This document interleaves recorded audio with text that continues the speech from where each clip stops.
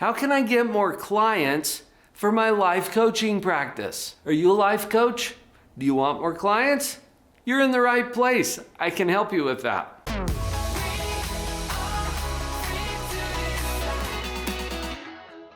First, let's take a look at where those clients are going to come from, and then I'll share 5 specific strategies that you can implement immediately. If I back up just a little bit, I am Dr. Paul Jenkins. I'm a professional psychologist who practices exclusively positive psychology and life and family coaching. I've gone to a coaching model for a lot of reasons, which you can probably relate to. And one of the things that I enjoy the most about my current practice is I get to train and certify life coaches in a positivity practitioner certification. And we also get into the business side of things. So here's the basic business model. Think of 3 buckets.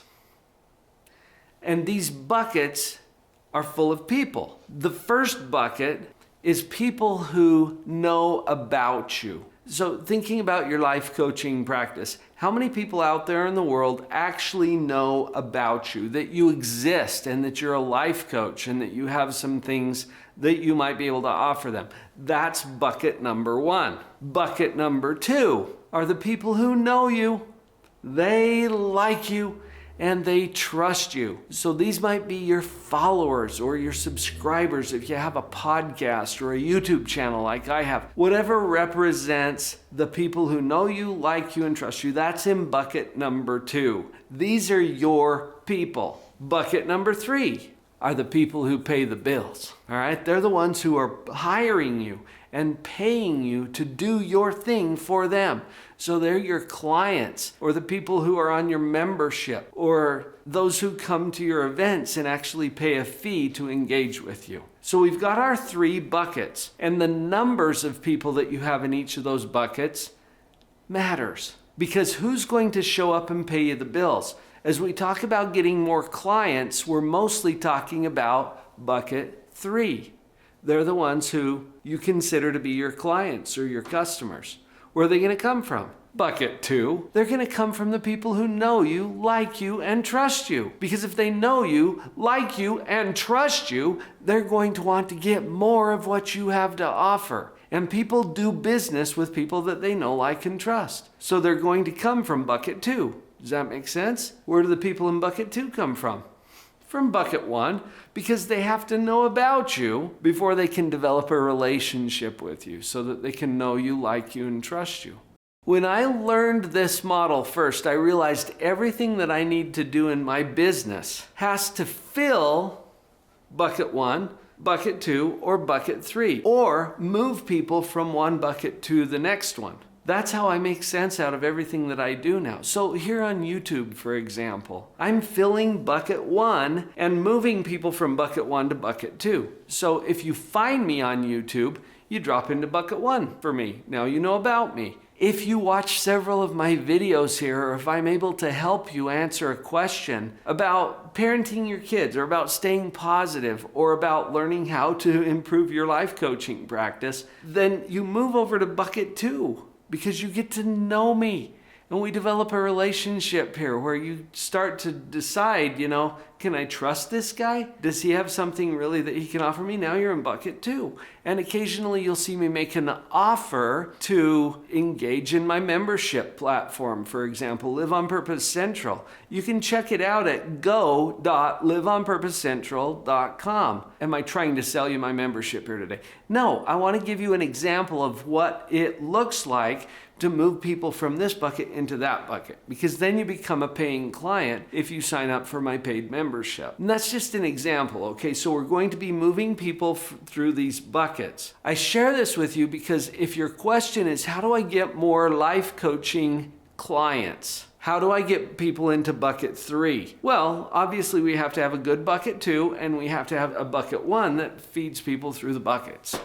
So it's all about buckets, right? Let's look at some specific strategies that allow us to move people from bucket 2 into bucket 3 so that they actually become paying clients. I like to think of this on 2 levels. And one of my coaches shared with me that it's kind of like the difference between gardening and hunting. Now, if you're gardening, you plant seeds, you nurture and grow those seeds, and eventually they bear fruit and you're able to harvest that, and then you get to eat it, right?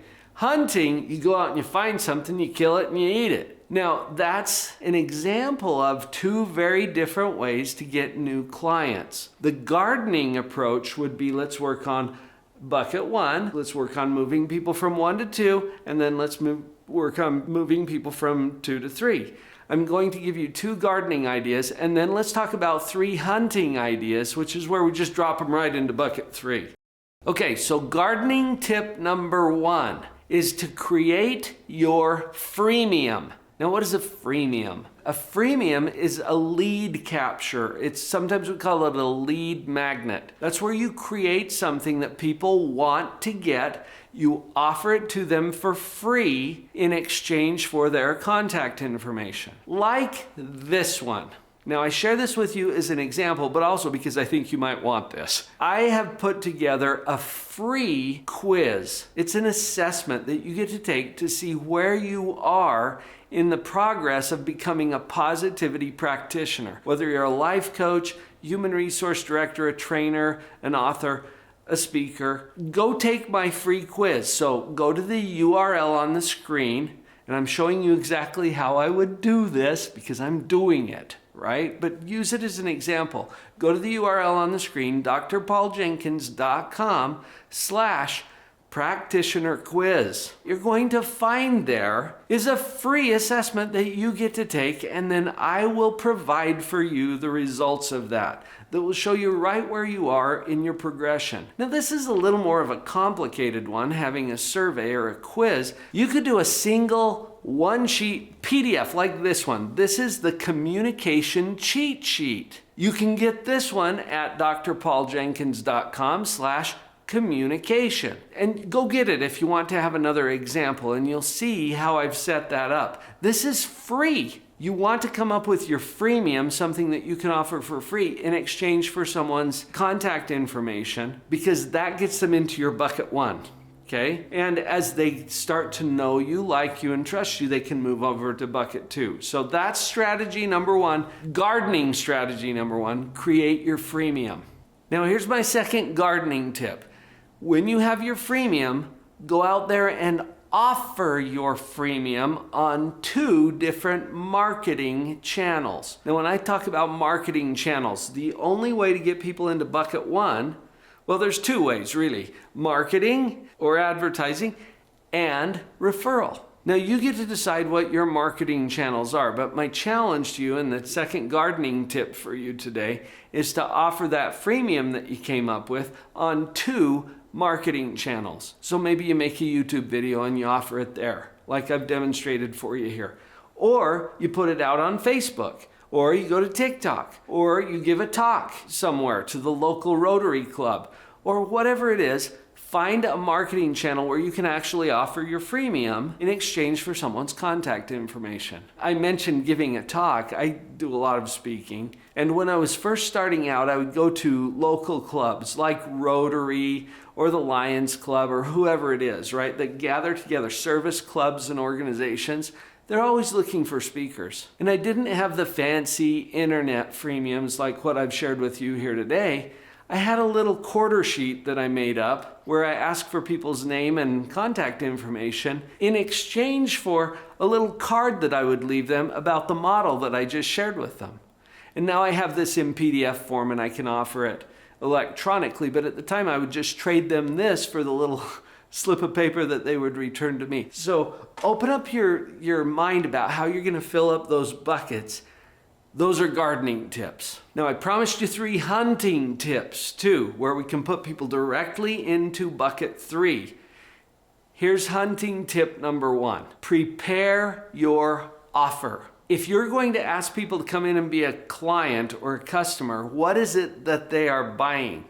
You need to be clear about that. Prepare your offer. What is it? Is it a seminar? Is it a class? Is it a coaching experience? Is it a product? Is it a course? You have to know what it is that you're offering them so that you can be really clear. Now, I put this in as hunting tip number 1 because a lot of the coaches that I have worked with really have a sense that they want to help people, but they don't have their mind wrapped around how am I going to help those people. We have to have an offer, okay? So think about it, and whatever it is for you, it might be 3 coaching sessions, and then you come up with the price that you're going to charge for that. That's an example. Now, as you're coming up with your offer, try to focus on the benefits to your client. For example, when I'm inviting people through my offer to come to my membership at Live on Purpose Central, I say, here's what you get at Live on Purpose Central.